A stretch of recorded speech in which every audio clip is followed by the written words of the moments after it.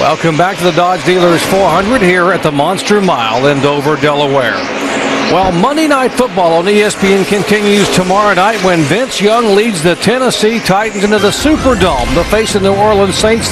Can Reggie Bush, Drew Brees, and the Saints offense somehow get back on track in the Big Easy? Monday Night Football on ESPN, 8:30 Eastern Time. Coverage begins at 7 Eastern with Monday Night Countdown. Our own Susie Culper will be there with Mike Tirico and the bunch down in the Big Easy for a big shootout on Monday night.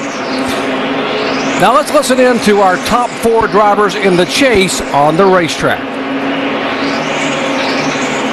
It did help a little bit. We're just still a little too tight in the center. That's what slows us down. Right back to the gas. It's almost like we need more wedge out. We need the track bar down farther. You know, the track bar just to get us in.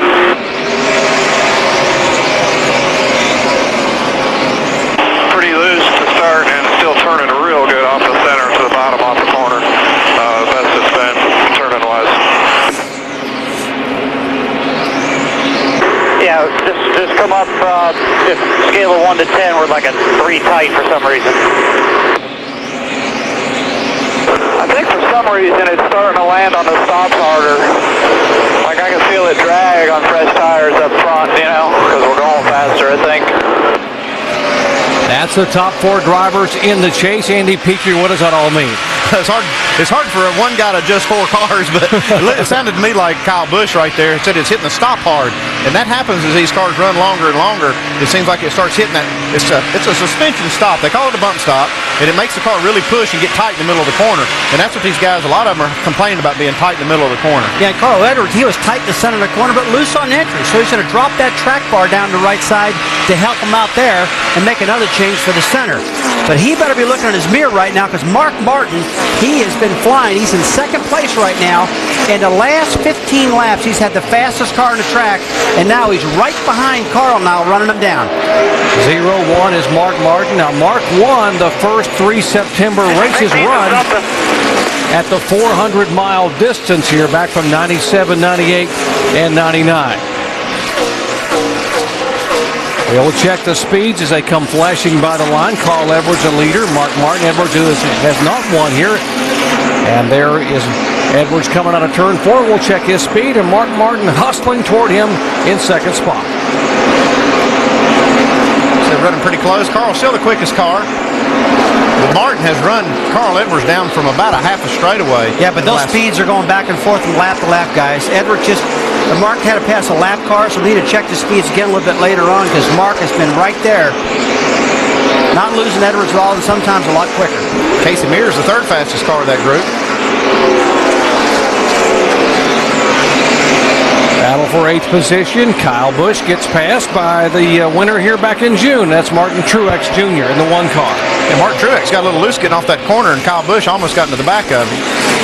And Kyle gave him a little tap coming down the straightaway, and these bumpers on the car tomorrow's line up perfectly. So the front bumper is the same height as the rear bumper, and these guys can get away with just tapping each other and just give a little shove forward. That kind of contact with the old car would definitely send somebody spinning, because it actually lifts the car up in the back. Yeah, the car's not the car tomorrow. Will drive under the back of the car, like you said, Andy, sometimes under the fuel cell of the car and lift it right off the ground.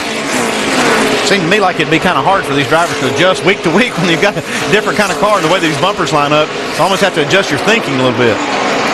Martin Truex Jr. grew up in Marietta, New Jersey. That's about 120 miles from here. So this is his closest track to his home. Basically, he calls it his home racetrack. And, of course, he won here in his very first NASCAR Nextel Cup victory. He got his first win here back in the spring. We asked him, what do you think about this high-banked 1-mile oval in Dover, Delaware?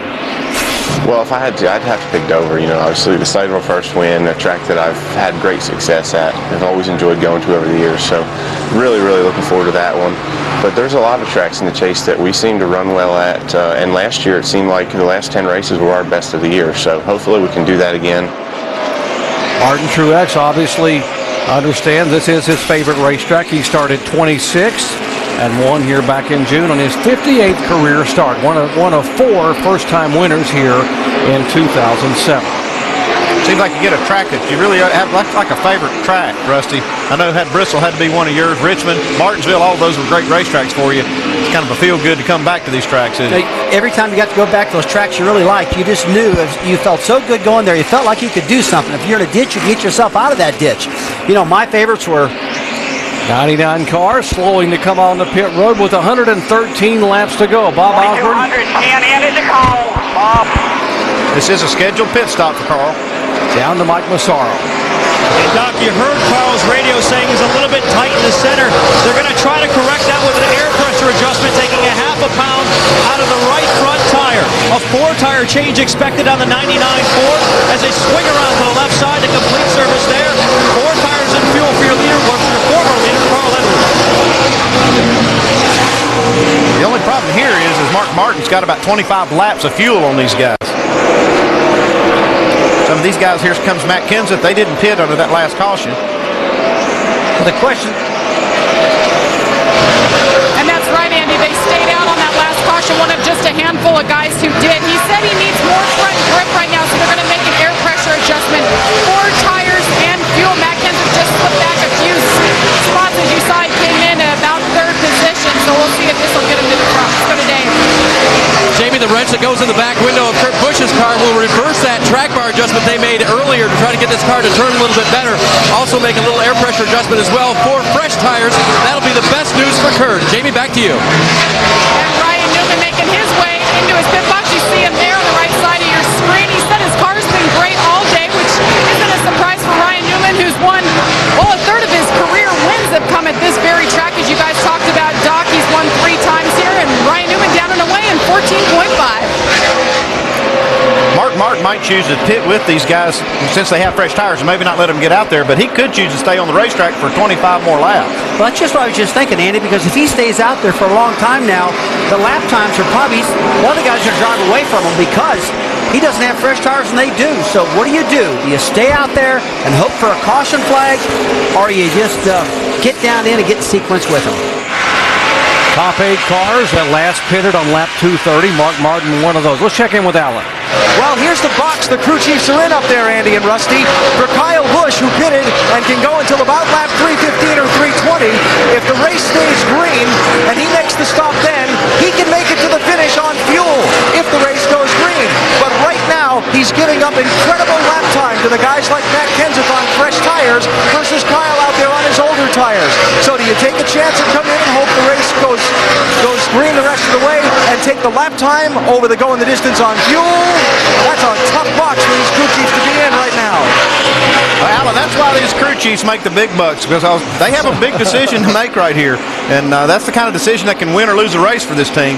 And that is an incredible decision. Right now, Matt Kenseth ran a 24.88 to Mark Martin's 26.08. That's over a second faster than Mark is. So he's really running him down on these new tires. That's a tough call. It really is. A lot of pressure there. David Stremmy's car being pushed down pit road. You see the 26 car, Jamie McMurray making his pit stop. As they're actually going to push Stremmy's car back toward the garage area or back around behind the wall. Now, if you're in those seats and you're making the call, and they say, do you want fresh tires now, or do you want to hang out and maybe hope for a yellow flag and maybe put these guys a lap down? Well, I'd have to say, if I was running up front, I'd hang out and wait for a yellow flag for just a little bit. If I lose about a half a lap on their other guys running me down, I can tolerate that, but I don't want to tolerate anymore. If I start getting that far behind, get me down pit road, get me 4 tires in this thing, let's go. That's about all I want to gamble right there. So you're a gambler, but you're not a big gambler. No, I'm not a big gambler. I'm a half gambler. That's it.